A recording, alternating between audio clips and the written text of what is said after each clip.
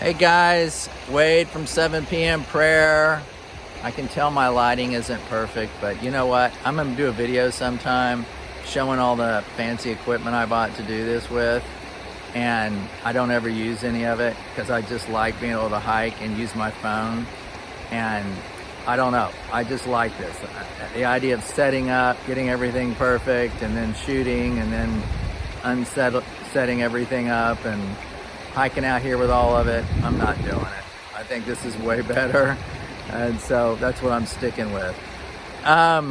Today I want to talk to you about worry, and I've hit on this before, but worry was not something when God was creating things in the Garden of Eden. Worry wasn't something on the ticket. So when it feels unnatural to you, when you don't understand why it makes you miserable, when worrying causes physical illness in people's bodies because they've been doing it, it's unnatural. Your body was not made to contain worry. So recognize that. You know, it's no different than you throwing water in your gas tank of your car. It's gonna react. With you, if you worry, you weren't built to worry, you're gonna react. And it's gonna make you miserable.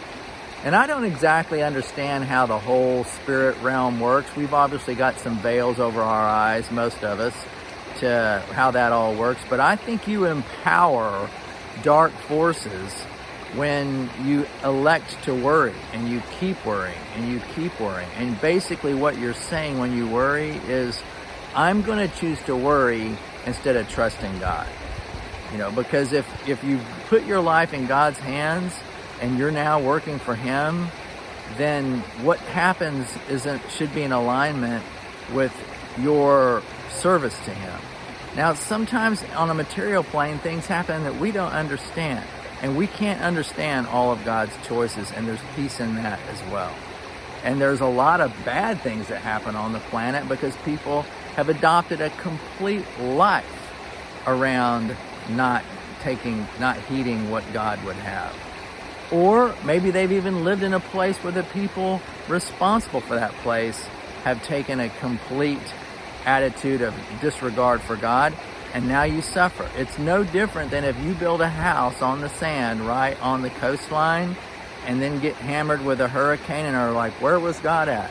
You know what? This is what happens where I'm sitting right here. I mean, it wasn't that long ago, 3 or 4 nights ago, I can see all the stuff. This was just like 50 feet wide, 5-6 feet taller than it is right now, and it was just a rush of water coming through because we had a big rain. If I was camping out right here, I know this is where the overflow goes. I know when we get a big rain, what happens here. I'm in the middle of it, you know. So the long and the short of it is getting back to worry is simply saying your problems are too big for God to handle. Your situation, God's just not capable of taking care of this or giving you the wisdom to work through it. So worry should feel abnormal to you. Whenever you catch yourself doing it, which you will, we all do, then you ask God for His help, and then you trust in God and you thank Him. And that's where I think the missing step for most of us is that let's say we're praying about that thing we're worried about, we just keep praying about it, and praying about it, and praying about it, and praying about it. And much like, it's kind of like if you had some kind of a thing that you asked me to take care of that was really important to you, and you call me up and you're like, Wade, would you watch over this for me? I'm going to be out of town. I just don't want it to get stolen or anything to happen to it. I'm like, all right, I'll do that. So you deliver it over to me. I've got it. It's in my possession. I've got it in good safekeeping and all that. You leave.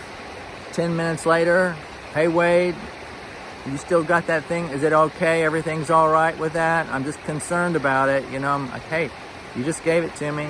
I told you I could take care of it. I'm going to, you know, don't worry about it. 10 minutes later, here you call again. What becomes blatantly obvious? You don't trust me. You don't think that I'm going to be able to take care of this. And you think that you need to just constantly be hammering me every 5, 10, 20, 30 minutes because somehow I'm not going to get it right.